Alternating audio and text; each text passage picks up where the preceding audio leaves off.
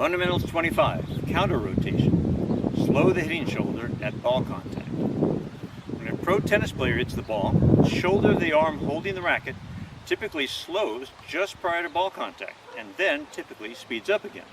This is true whether it's a forehand, a backhand, or a serve. This slowing can be particularly noticeable during their serves.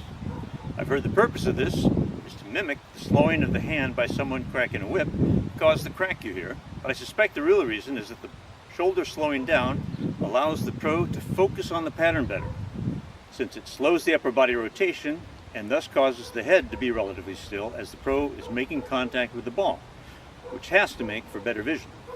It may also simplify the mechanics a bit near ball contact because most of the racket motion is caused by the arm swinging the racket rather than the combination of the arm swinging and the shoulder rotation. The shoulder slowing is caused by non-dominant arm counter rotation, where the non-dominant arm swings in the opposite direction from the dominant arm, which is swinging the racket. So for example, on the serve, as I serve, you can see the two arms are going in opposite direction.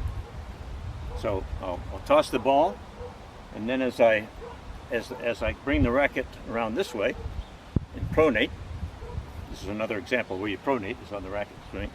You can see as this arm is coming around this way, this arm, which was tossing the ball, is now coming around this way, and that cancels this forward shoulder movement. So my shoulder starts to go forward, but when I bring this across, that stops the shoulder briefly until my follow through continues, and then the shoulder continues in its forward motion.